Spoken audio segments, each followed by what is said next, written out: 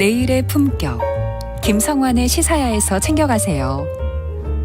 하루를 마무리하는 시간 꺼내보는 당신의 지식 창고, KBS 1라디오 김성환의 시사야.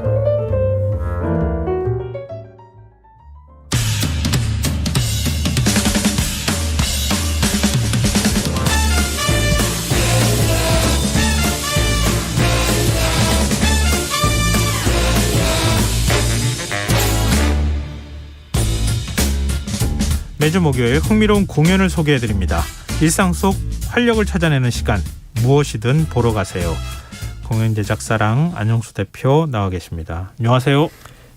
160만 구독자를 꿈꾸지만 아직 16,000명 정도의 구독자에 머무르고 있는 공연 유튜브 채널 헤아로운 공연 생활을 운영하고 있는 안영수입니다.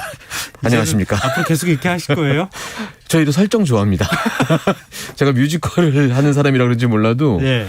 뭐 설정이 들어오면 약간 그 용기 있게, 이건 뭐 정해진 대사니까 네. 이건 제가 하면서 약간 그렇죠, 용기, 그렇죠. 딱 이렇게 여는 거죠. 멋있어요, 사실은. 예, 그래요. 배우들이 예. 저 누구입니다 이렇게. 네. 또 아이돌 그룹도 멤버들도 그렇게 많이 인사하잖아요. 네. 저 누구입니다. 그러면서 이렇게 앞에 인사말 붙이고 난 다음에 착 이렇게 그러니까요. 인사하고. 예. 대학로를 소개하는 영수 뭐 이런 거 있잖아요. 아, 예, 네. 예. 그런 거 한번 해봤습니다. 근데 지금 헤아로운 공연 생활 홍보하신 거예요? 아니면 인사 한 말에 어떤 의미를 좀 담으신 거예요? 유튜브 채널을 홍보하고 싶은 마음도 없진 않은데 이게 올해 공연 매출이 이제 기록이 된 이래는 역대 최고라고 하더라고요. 예. 반가운 소식이네요. 정말. 예, 반가운 소식이긴 한데 사실 저는 개인적으로는 이제 공연이라는 게 대중화됐다고 이렇게 판단을 해야 된다 이렇게 보진 않거든요.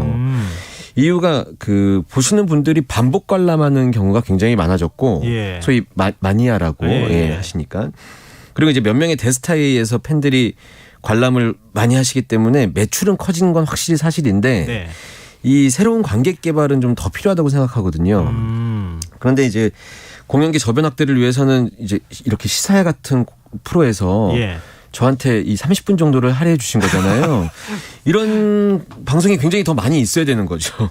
더 나가고 싶다는 말씀이시군요. 그런 것도 있고요. 그런 의미에서 공연을 다루는 유튜브 채널 중에서 대단한 구독자 수를 갖고 있는 채널이 그렇게 많지 않거든요.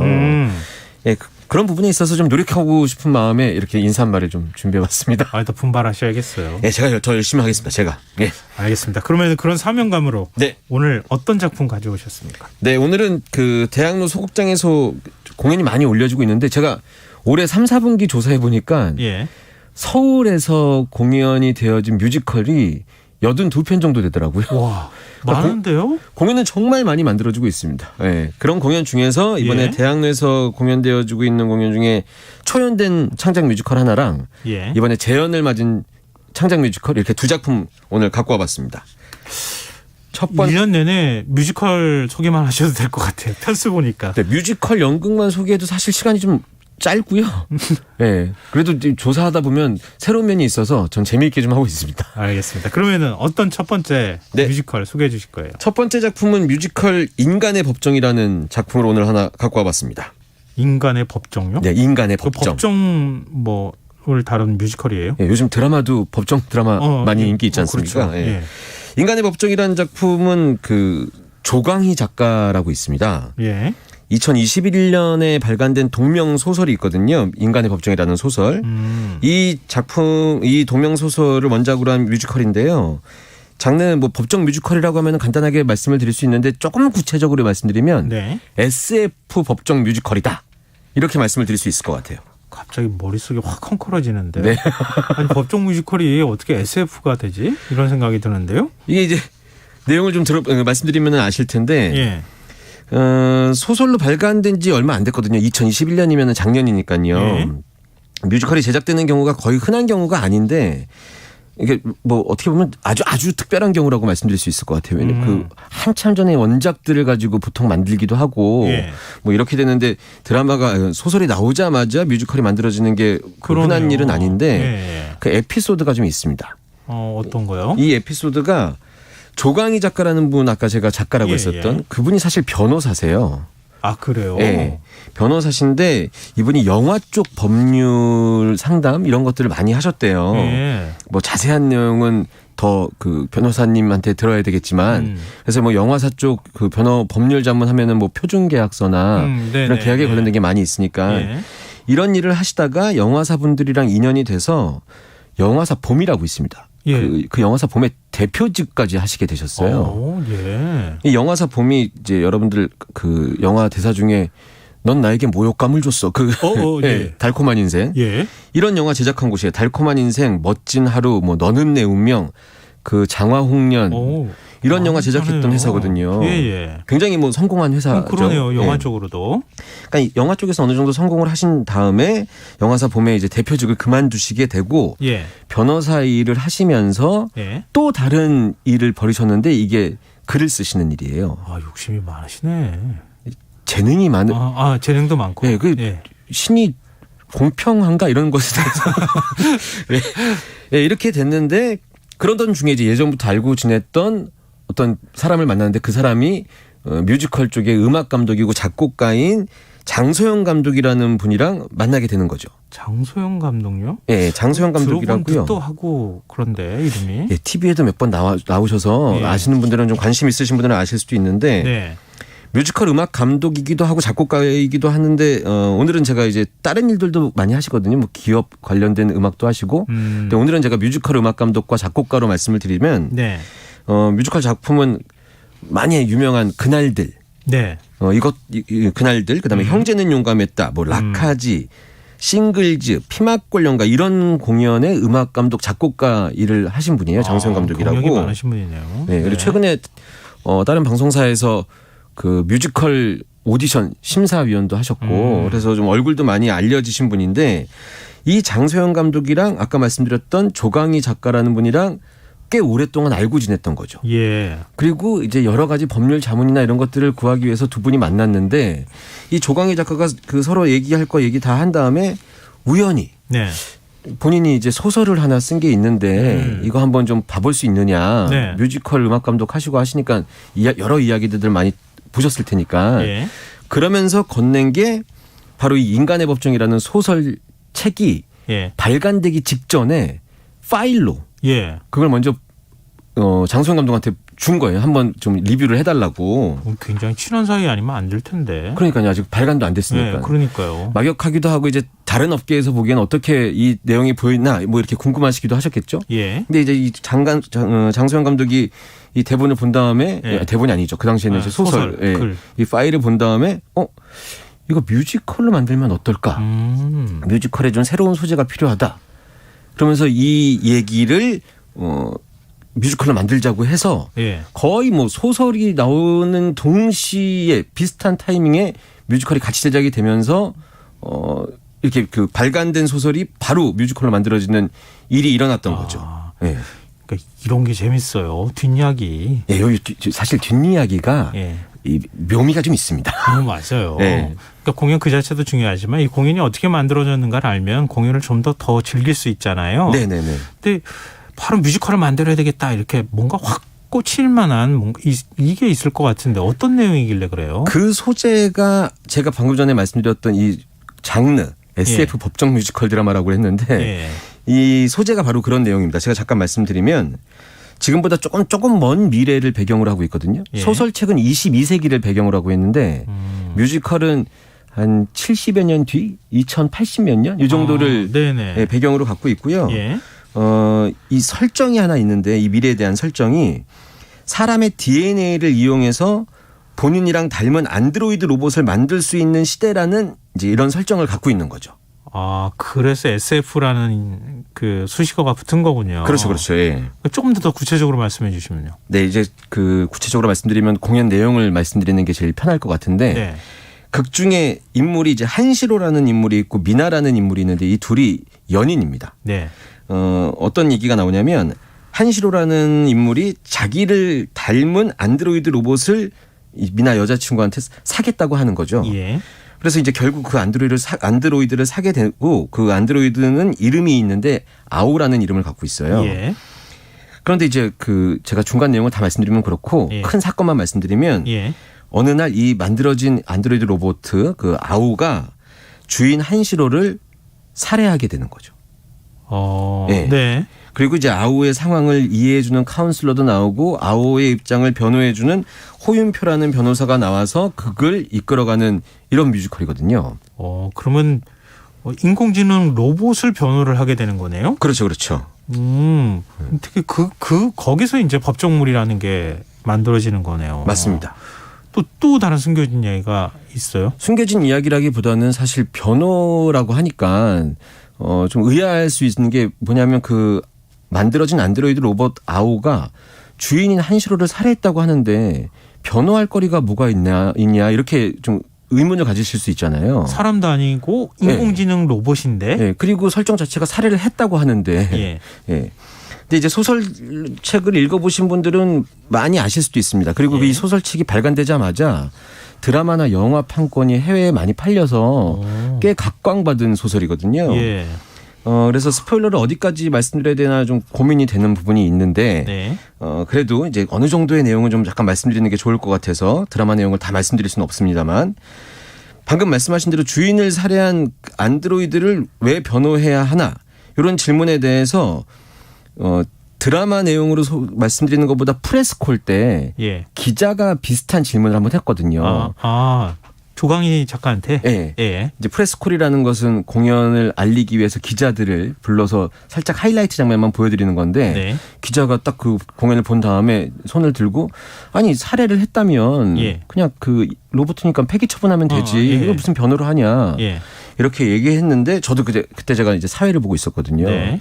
저도 조강희 작가의 답변이 좀 궁금했는데 뭐라 그래요? 이렇게 말씀을 하시더라고요. 법이라는 게 본인 직업이 원래 변호사니까 법이라는 게 늘 인간에 의해서 인간을 위해 만들어졌었다. 그런데 불과 얼마 전까지만 해도 이 법이라는 것이 사회적 약자인 여성이나 사회적 약자인 장애가 있으신 분들이나 이런 분들한테 또는 어린이들한테 그렇게 우호적이지 않았다. 그리고 조금 더 예전으로 가면 이 인간이라는 법이 인간을 위한 법이 노예제도라는 걸 허용했었다. 생각을 또 한번 해보게 되더라고요. 그래서 인간과 비인간 간의 관계에 대한 법까지도 나는 한번 생각해 볼 수 있다고 생각했다. 이렇게 말씀하시더라고요. 그 얘기를 듣고 나니까 지금 이 시대에 이런 작품을 만든 것이 생각해 볼 만한 얘기가 되겠구나. 그러면서 저한테 크게 한번 다가왔던 얘기는 그 말씀하시면서 맨 마지막에 그 법률상으로는 강아지나 고양이가 물건이랑 같은 취급으로 받는다고 하더라고요. 예, 맞아요. 그런데 지금 시대 2022년을 살고 있는 우리한테 강아지나 고양이를 물건과 비슷하게 취급한다? 이거 사실 지금 정서적으로는 좀 이해하기 좀 힘든 얘기가 될 수 있잖아요. 네네. 그러니 다시 한번 법이라는 게 인간을 위해서 만들어지는 게 맞냐? 뭐 이런 것에 대한 생각을 한번 해보게 되더라고요. 그러니까 우린 자꾸 인간의 관점에서 뭔가를 생각했던 것 같은데 예를 들면 뭐 아까 말씀하셨던 것처럼 법은 강자를 위해서 존재하는 것이다 이런 얘기도 뭐 있고 그럴 수 있죠. 그렇게만 생각했는데 인공지능이나 로봇이 좀 더 보편화되는 시대로 가면 그들도 인간처럼 로봇 격이라고 해야 되나요? 그렇죠. 뭐 그런 걸 갖추게 되면 얘기가 달라질 것 같긴 해요. 진행자님께서 너무 정확한 부분을 짚어주셨는데 공연 중에 바로 그 로봇 격, 이 의식, 인간을 인간답게 만드는 것이 무엇인가 이런 내용을 많이 담고 있거든요. 그래요? 네, 생각해볼 만한 주제를 갖고 있는 뮤지컬이라고 생각합니다. 자, 우리가 내용까지 다 얘기해봤으니까 이 대목에서 노래 한 곡 좀 들어봐야 되지 않겠어요? 네, 제가 말씀드린 그 안드로이드 로봇 아오라는 캐릭터, 그 아오라는 캐릭터의 넘버인데 내 피는 파랑이라는 넘버거든요.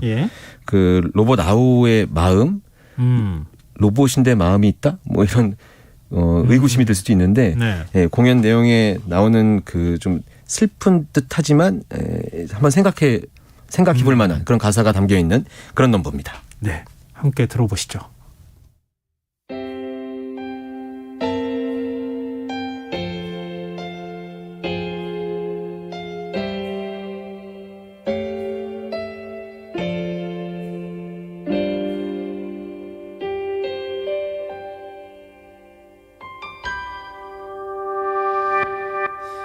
피 한 방울 맺혔네 날에 베인 손마디 놀라서 바라보네 내 피는 짙은 파랑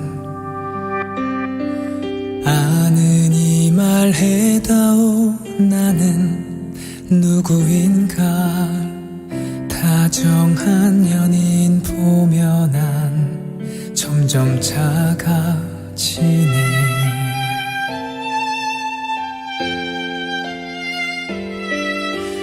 여윈달 흘러가네 긴 밤 견딘 새벽 넋을 잃고 바라보네 달에 걸린 기억 아침새에 물어본다 난 누구인가 행복한 이들에 밀려난 길을 헤매이네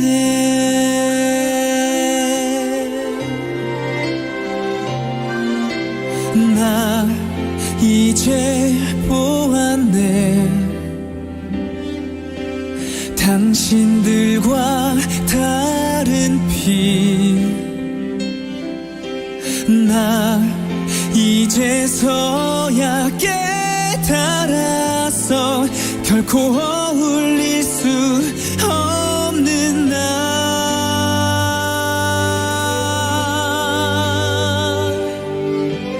미로에서 벗어나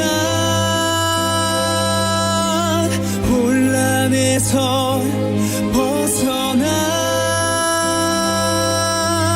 나만의 길 또 다른 길 나는 가고 싶어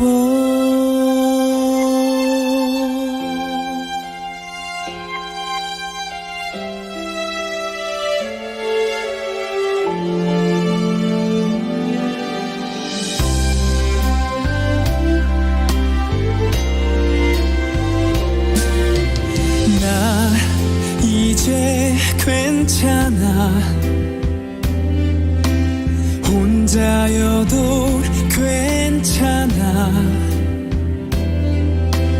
나 이제서야 깨달았어 아무리 애를 써봐도 결코 같아질 수 없는 나 미로에서 벗어나 혼란에서 벗어나 나는 당신과 다른 힘들어도 괴로워도 내가 선택한 나의 길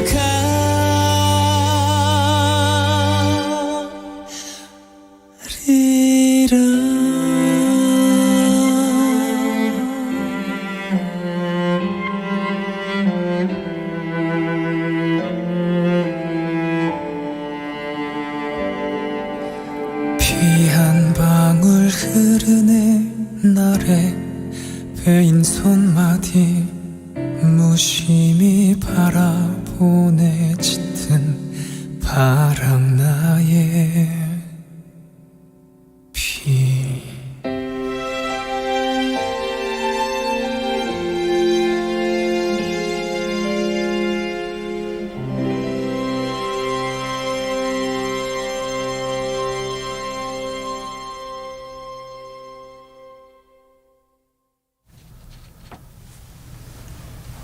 뮤지컬 인간의 법정 OST 내 피는 파랑 이재환 배우 목소리로 들어봤습니다. 근데 사실은 좀 그렇게 지금 그 노래 들으면서요. 네. 안드로이드 로봇이 부른 것 같은 느낌이 안 들었어요. 사람이 부르는 느낌이었어요.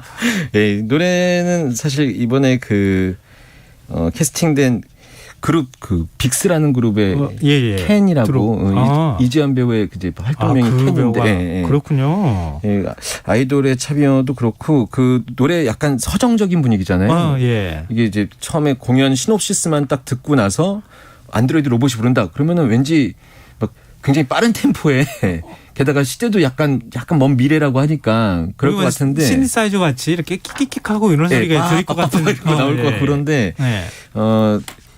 이 공연이 갖고 있는 그 기본적인 정서가 인간보다 더 인간적인 안드로이드 그러네요. 이런 것들을 보여주기 위해서 이 장소영 감독이 작곡가이기 때문에 네. 그 정서를 가장 먼저 써냈다고 하고요. 이 방금 그 나왔던 이 노래의 가사는 이 원작자가 시처럼 이 내용을 좀 써놨다고 그러더라고요. 그걸 그대로 굉장히 부드럽고 네. 사람의 어떤 감성 같은 거 네. 그런 게 많이 느껴지는데 근데 이 안드로이드 로봇은 네. 이런 뮤지컬 할 때는 어떤 옷을 어떻게 해요? 의상이나 이런 거를? 네, 저희도 처음에 이제 이 공연이 올라간다고 그랬을 때 그런 게 좀 제일 궁금했거든요. 예. 예전에 영화 백투더퓨처 보면 거기에 예. 그 영화 봤을 때 막 상상도 못했던 것들이 나왔는데 예. 지금은 이제 현실이랑 많이 맞닿아져서 놀라기도 하고 막 그러는데 네. 뮤지컬 무대에서도 안드로이드 로봇이 무슨 갑옷 같은 기가 막힌 옷을 입고 터미네이터 같은 데 나왔던 것처럼 옛날에 주전자 로봇 같은 거 나왔던 시절이 주전자 있었잖아요. 로봇은 너무 예전으로 그건 너무 예전으로 가는 건가요? 요즘 로봇은 어떤 모양인지가 좀 궁금하긴 해요. 네, 그런데 의외로 훨씬 더 인간적인 모습으로 표현되고 있고요. 이 콘텐츠진흥원에서 무대 창작 공연에 한해서 무대 영상이나 이런 것들 지원 사업 같은 것들이 있거든요. 예. 이제 그런 것들에서 그 지원 사업을 좀 이제 그 잘 획득했다고 해야 되나요? 아니면 신청했다고 해야 되나요? 그러면 아무래도 무대를 꾸미거나 그렇죠. 뭐 배우들의 그 복장이나 이런 거 할 때 네. 투자를 좀 많이 할 수 있으니까. 그렇죠. 특히 방금 말씀드렸던 거는 무대 영상에 관련된 것들이었는데 네. 그 무대 굉장히 한 250석 정도 되는 작은 공연장인데 영상을 매우 많이 활용해서 그 영상을 통해서 안드로이드의 첫 등장 이런 예. 것들을 좀 표현을 했죠. 근데 저희가 영화에서 보는 것처럼 멋진 이런 모습은 아니지만 네. 또 그 약간 아날로그화되어 있는 느낌의 그런 것들이 좀 결합되니까 보는 맛이 좀 있고요. 그 연기를 하고 있는 이 아오 역할을 하고 있는 배우들은 처음에 등장하자마자 약간 밝은 분위기로 춤 같은 것들을 막 추거든요. 네. 요런 거는 이제 그 재미를 좀 배우의 캐릭터를 표현하는 모습에서 관객들이 재미를 느낄 수 있게 그렇게 좀 표현이 되었다. 이렇게 네. 말씀드리면 될 것 같아요. 근데 지금 장소영 감독은 네. 이 SF를 지금 접목시킨 거잖아요. 법정 그렇죠. 드라마에. 네, 네. 또 어떻게 이런 걸 제작을 또 할 생각을 했을까요? 뮤지컬로. 공연을 보시는 많은 관객분들은 다양한 공연들을 보신다고 생각하실 수 있지만 네. 또 공연계에 일하시는 분들끼리는 우리 공연 뮤지컬 만드는 사람들이 너무 소재가 좀 천편일률적이라고 해야 되나요? 약간 외국의 역사에 나왔었던 어떤 인물을 표현한다거나 네. 좀 이렇게 대극장 뭐 스타 히어로 뭐 이런 모습을 좀 표현한다거나 네. 뭐 이런 것들에 좀 이렇게 갇혀 있는 것 같은 느낌이 들었었나 봐요. 장소영 감독의 직접적인 그 프레스콜 때의 이야기를 들어보면 네. 좀 새로운 장르, 새로운 이야기 이런 것들에 대한 관심이 있었는데 이 이야기가 좀 다르게 느껴졌던 것 같고 이 이야기를 하면 사실 그 우리나라에서 외국 어떤 이야기를 표현할 때 가발 쓰고 뭐 이런 거 말고 네.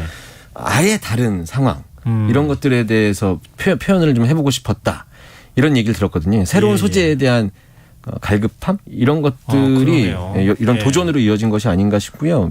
뮤지컬도 제작한 다음에 뮤지컬 판권도 다른 외국과 또 이야기가 되고 있는 것으로 알고 있어서 좀 관심이 좀 많이 갑니다. 네. 좀 새로운 장르, 새로운 형태의 어떤 뮤지컬이 많이 나오기를 관객들도 기다리고 있지 않을까 그렇게 생각하는데요. 네. 근데 저희 그나저나 오늘 두편 소개해 드린다고 청취자분들께 말씀드렸는데 네. 좀 인간의 법정 소개해드리다 보니까 시간이 부족해서 이 테레즈 락행도 굉장히 완전 다른 그러니까 인간의 완전 다른 모습을 보여줄 수 있을 만한 뮤지컬인데 제가 그럼 이 테레즈 락행은 다음 주에 알겠습니다. 꼭 말씀드리도록 하겠습니다. 기대를 좀 해보겠습니다. 네, 알겠습니다. 이번 주말도 무엇이든 보러 가시면 좋겠습니다. 무엇이든 보러 가세요. 랑 안영수 대표와 함께했습니다. 고맙습니다. 감사합니다. 김성환의 시사회 오늘 순서 여기서 마칩니다. 영화 관람권 2매와 팝콘을 드실 수 있는 모바일 쿠폰 당첨자 5분은 홈페이지 공지사항에서 확인하실 수 있도록 올려두겠습니다.